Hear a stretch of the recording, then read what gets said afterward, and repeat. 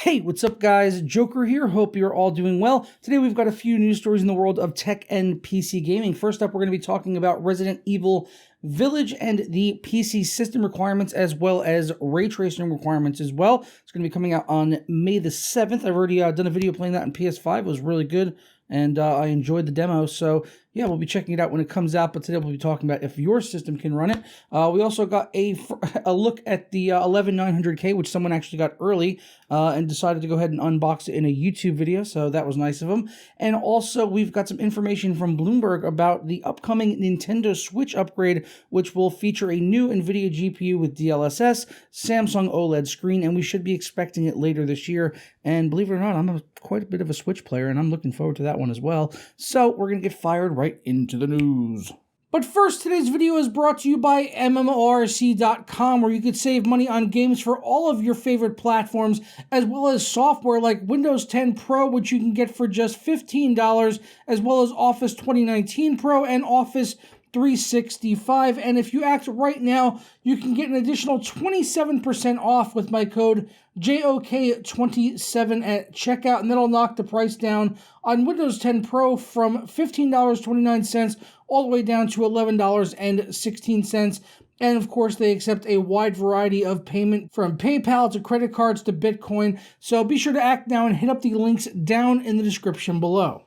First up though, Resident Evil Village. Can your PC run this game? More or less, can it run it with ray tracing? Now, as I said at the start, I already did a video back when the demo first released for the PlayStation 5. The demo was only available on the PS5 and still is. I enjoyed it quite a bit and it looked really good. To my understanding, it was running at around 1800p according to Digital Foundry, and it pretty much ran at a locked 60 frames per second apart from one area.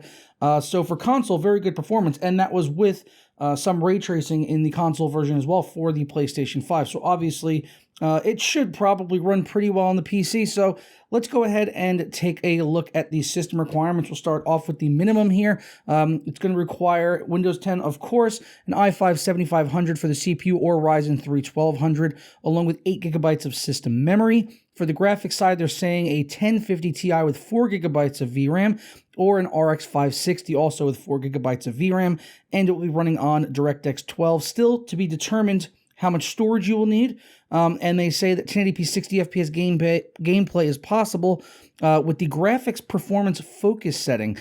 So basically they just left some remarks here saying that there's going to be a performance focus setting that you can use, which will probably optimize settings for your system. For the recommended requirements, this is all with ray tracing off here. For the first part, they're saying Windows 10 64-bit, for the CPU an i7-8700 or a Ryzen 5 3600. For the system memory, that does jump up to 16 gigs here.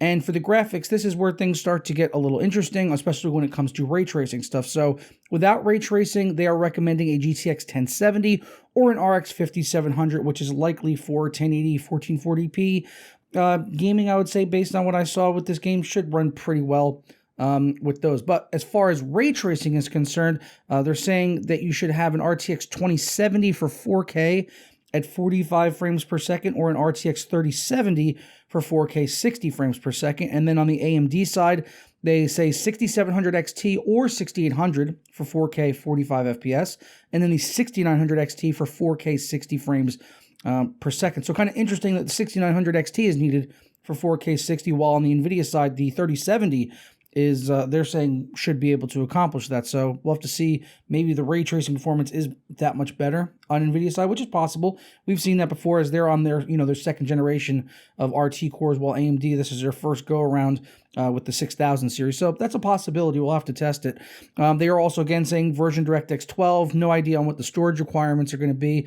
And then in the graphics remarks, they do say that the graphics ray tracing setting allows 4K 45 FPS and 4K 60 FPS gameplay, but the frame rate may decrease when the load is large, and they recommended a bare minimum 2070 there if you're going to want to go ahead and utilize ray tracing. Well, for 4K, we'll have to see, maybe 20 series, lower card 2060, maybe for 1080p ray tracing possible. I don't think we're getting DLSS or anything in this game, but based on what I saw in the console version on PS5, like I said, I don't think it's going to be a big issue running this game.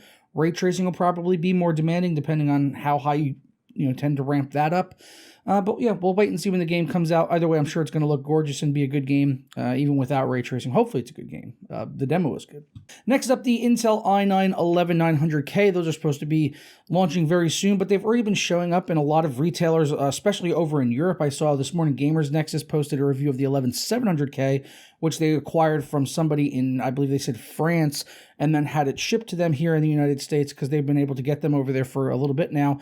And some people that pre-ordered here, even in the United States, like the YouTuber Vassi Tech, he pre-ordered the 11900K and it arrived early, and probably yesterday, and he posted a video yesterday of him opening the 11900K in that new packaging they like to use. It seems like in the past few years they've been getting a little wild when it comes to the packaging, at least on the i9 series of CPUs, which they started back with the 9900K with that sort of decahedron type of packaging that they use for that. So that's no different here. Although obviously this CPU, there's not really a whole lot of hype around it because everyone kind of knows the deal with it. It's sort of a stopgap CPU with back-ported architecture, but it's got PCI Gen 4 support with the cutoff cores. So it's not a super exciting product. I'm not sure how many people are going to actually go out and pick these things up, but yeah, I'll probably test one on the channel. Hopefully, we can get one in from Intel before these things actually release. Although with them already out in the wild, I'm sure reviews are going to start showing up really early, which is very, very odd. It almost makes it sort of drive home even further how much of a stopgap launch this is. It's almost like Intel doesn't even give a fuck. It's like when have you ever seen like this before? Like this much, like this specifically with this launch. It's like you see other products, it's like so secretive. Stuff goes out to the press. We're all under embargo. We can't say anything. All of this stuff, and then finally you'll get reviews, and it'll be available on the market. Kind of for the general public, pretty much like out of nowhere. Even though you may be expecting it to come up, maybe you don't know the exact time and date when you can actually get it. But in this case, it's like, okay, everyone kind of knows it's coming, and they sort of trickled out the specs of it slowly.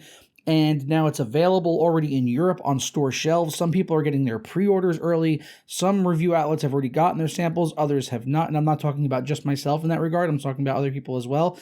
They're just like, it's like they're not even contacting people. And it's like I said, it's like Intel doesn't even give a, it's like they know this is a shit launch and they don't care. It's like they don't want people to even know about it. And it's just like, it's actually out in the market. We don't want to tell anyone.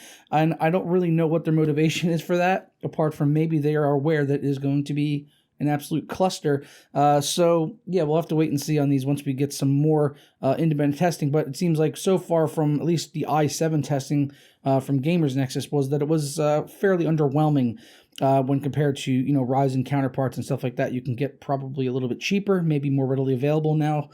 So yeah, we'll have to wait and see on that.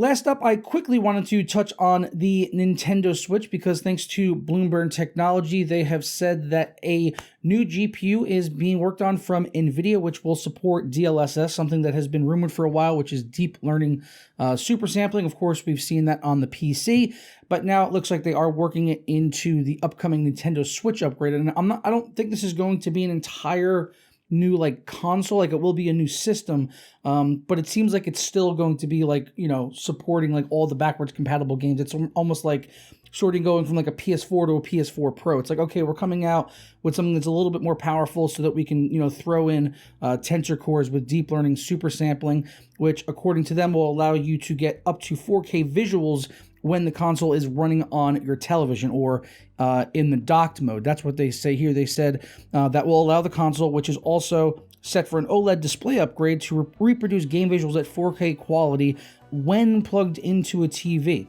So they're very specific there when they say it's when it's plugged into a TV.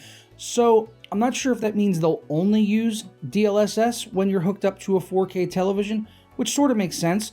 But it would also seem silly to leave out the DLSS as a possibility of giving game performance boost even when playing in handheld mode, which would likely be at a lower resolution. They did also say that there are current rumors that it's going to be a 7-inch OLED screen from Samsung, which would be fantastic. That basically sounds like my smartphone, which is a Galaxy Note 20 Ultra. And if I could put my smartphone screen onto a Switch, that would be beautiful, absolutely amazing. That would be like a fantastic display, because the display on my smartphone is like even 10 times better. Is like 10 times better than even my LG TV downstairs, honestly, which is not an OLED. It's the nano cell, which we got a deal on, which sort of regret, but it's still a beautiful TV, 75-inch HDR, 4K gorgeousness. Absolutely love watching movies on it and stuff. But yeah, I'd be lying if I didn't say that the OLED screen on my phone is way better, especially when it comes to watching content in HDR. The blacks are just like, oh, so good. So to see something like that on a Switch would be pretty damn great. I would love to see that, and hopefully they'll do HDR with it as well. Bloomberg also did say that the US company, that being NVIDIA's new chipset, will bring a better CPU and increased memory. DLSS support will require new code to be added to games, so it'll be primarily used to improve graphics on upcoming titles. But I guess that doesn't really completely omit the possibility of them, using it on some older titles as well, if developers wanted to go ahead and take advantage of it. Yeah, I could definitely see something like that happening. It's a possibility. I would certainly like to at least see it on Nintendo's first-party titles, the Marios, the Luigi games. It would be great if they could go back and at least add in DLSS support for those titles when playing in docked mode, so you can, play Mario on your big 4K TV and it's going to look glorious and run really smooth and everything. That would be fantastic. That would be my hope, honestly.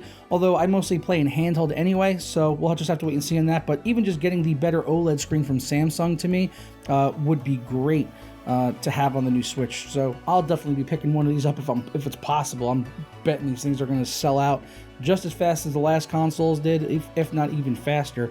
So that's all I've got for you guys today. I'm going to go ahead and get out of here. Hope you guys enjoy the rest of your day, and I'll see you guys next time. Ta-da.